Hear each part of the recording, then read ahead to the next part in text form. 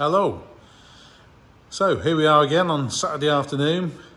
Going to do a little bit to the 8100 today, not a great deal. What I'm planning on doing is setting the rear wheels out a little bit to match that of the front wheels. Now, when I bought this, the front axle was set right in on the minimum, on the narrowest track, so this hole was in that bolt, and the rear wheels were set to match it really. They looked a bit narrow, a little bit weird to be fair. So what I've done when we rebuilt the front axle is I've set them out one hole, and the reason I did that is because that's the setting they were on the sales brochures, one hole out. It just looked a decent sort of width. I'm not going to be doing any ploughing or anything important, so I just wanted to look sort of right. But now the rear wheels are set in quite a bit, so I want to make them match the front wheels in width. I've had a little look, and I reckon we might get away with this by just literally swapping this wheel for the one the other side. Because by the looks of it, these have been sitting on the other way round anyway, and there's no real sign that these centres to the rims have been moved. So I think we'll put the left-hand wheel on the right-hand side and vice versa, and I reckon that might sit quite nicely then. Anyway, we'll get some tools out and we'll make a start. Alright, so we've got a couple of jacks under here. We'll just get a bit of, take the weight on these. Good old Sealy jacks. Definitely never use a Sealy jack without an axle stand. Come on. Slow roll thing, this one.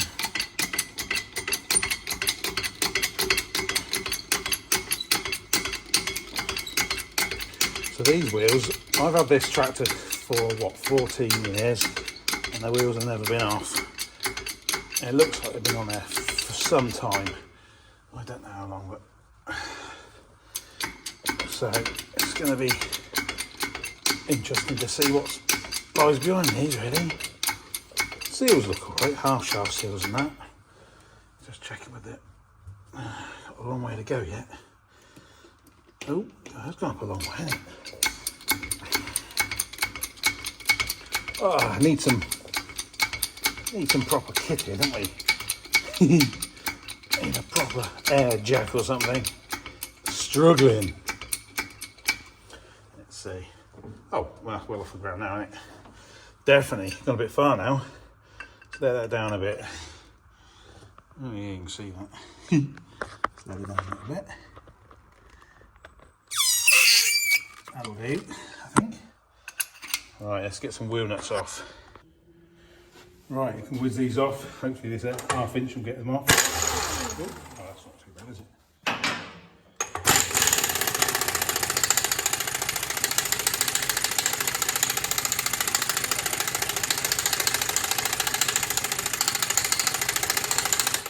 Still tight those, aren't they? No, that's all right. That's it.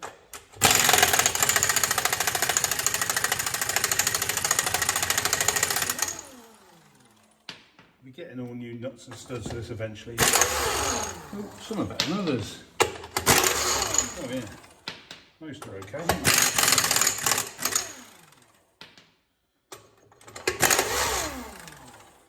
Right, how are we doing? Let's just check that. I'll jack it up a bit.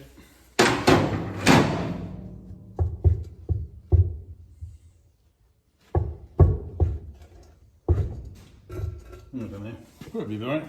Let's get that off.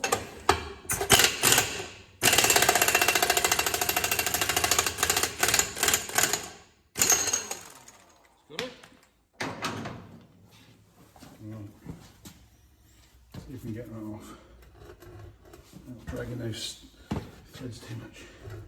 Bit of a job on your own. Where's it going to go? Whoa! That was it. Right, they're off.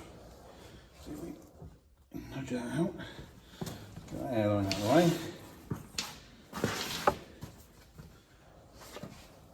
Just walk it out a bit. That's it. with the treads being unevenly worn. Right, let's just put that way up. Don't want it falling on the car. Right, that'll just, come on you bucket. That'll stand there for a second. We'll get a stand under that pretty quick.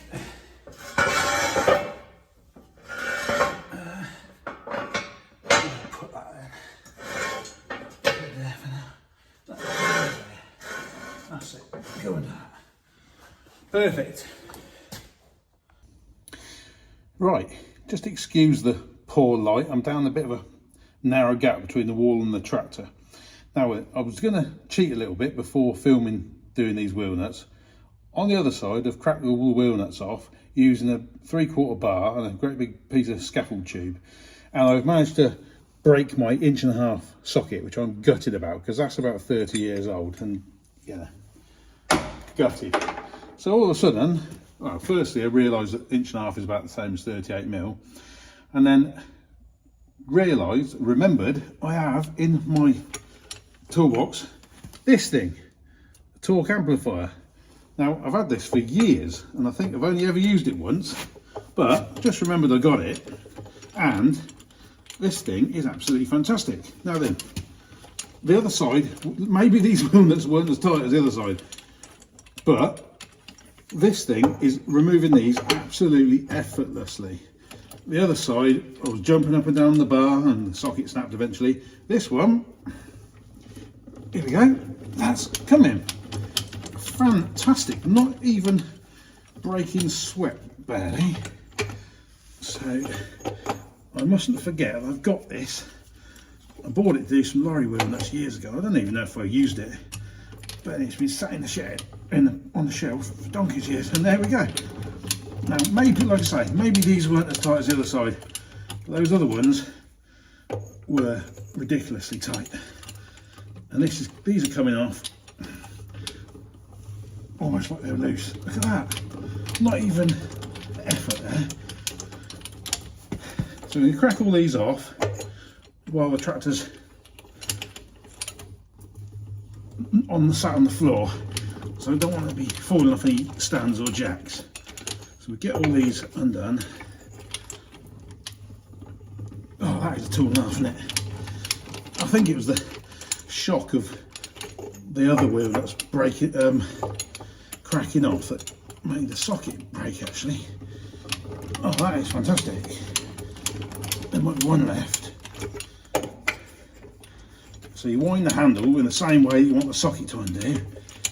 Oh, that was already done, I think. Yeah, that was already done. So there you go, all sorted, all 16 wheel nuts cracked off. We go and get jack one side up and we start taking them off. Okay, so eventually got them both off. I didn't film this one down this side because it's a little bit tight down there and messing around with jacks and stands, and well, there's nowhere to really run. I didn't want to film my own death, if you know, but anyway, they're both off now, both propped up. First time I've seen this under here. It's a bit moist, but at least we can get to a lot more things now. So what the plan is, I will wash these wheels off, that one, and scan across to that one over there. And then I think we're just going to try and back on the opposite sides. And I reckon, hopefully, by what I've seen in the pictures, they'll be the right width.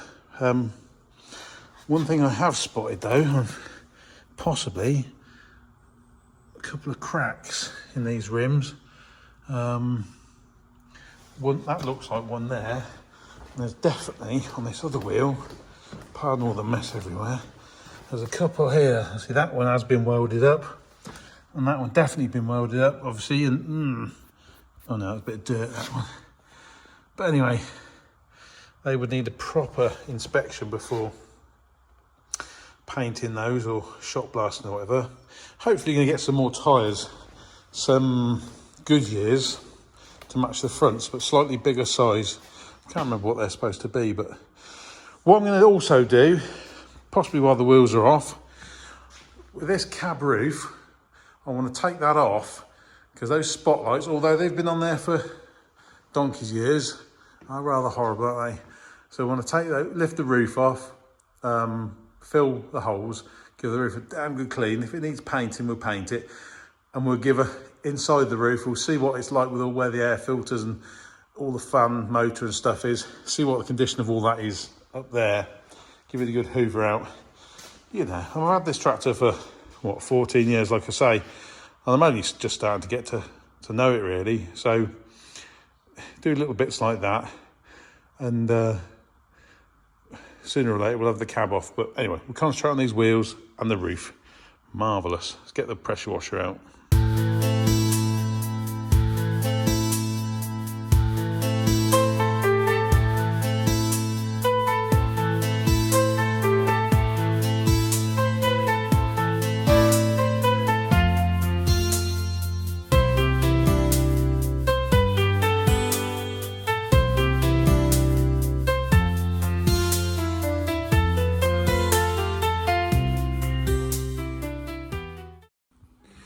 Righto, that's them both cleaned. I'm glad I did that actually, because we found a few things now they're washed.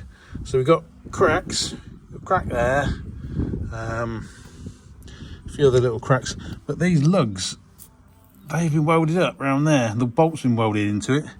That lug's been welded. These welds all look, well, they don't look very good, so that's been done more recently.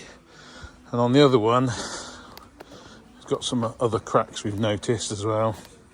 Where are we? Right, there's one there. So it's cracking into the rim, that one. And there are cracks on the other side of this one. The centres look fine actually, which is saving grace.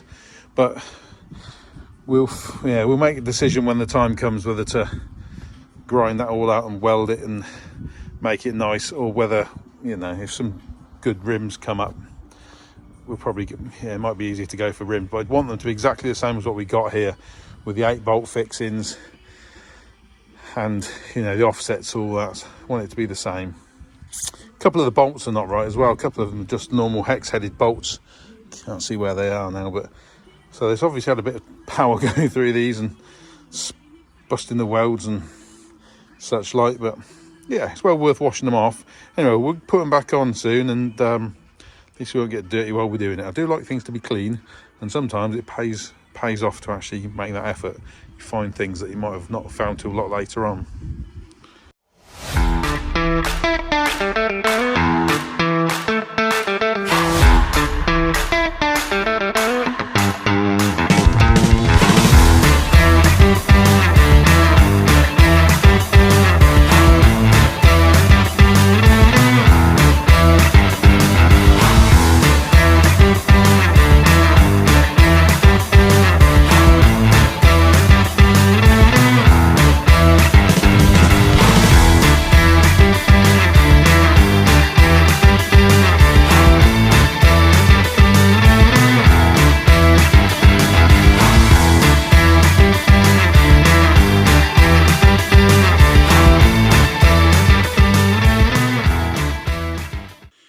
Okay, so we finally managed to get both those back on.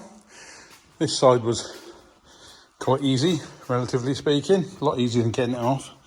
And the other side, well, that was a struggle, I've got to say, in this little tiny gap with not much light.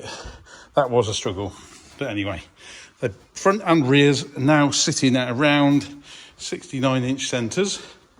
So I'm pretty happy with that. So this is probably, with those wheel setups on the back, it's probably how it was before they turned them in and shoved the front axles closer, you know, narrowed it all. So I'm happy with that. So that's how it will sit now at those wheel widths. We just need to get some rear tyres, because the more we wash these, the more we see, the more splits, more perishes and cracks and such like. And those rims got quite a few cracks on. The centres are good, so that's something, I suppose. Anyway, I was going to do that cab roof this weekend, but lots of other jobs have got in the way, and I've had enough, to be honest. So we'll call it a day at that.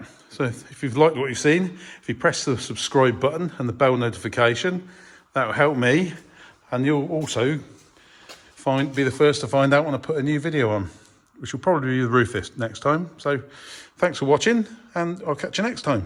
Bye bye.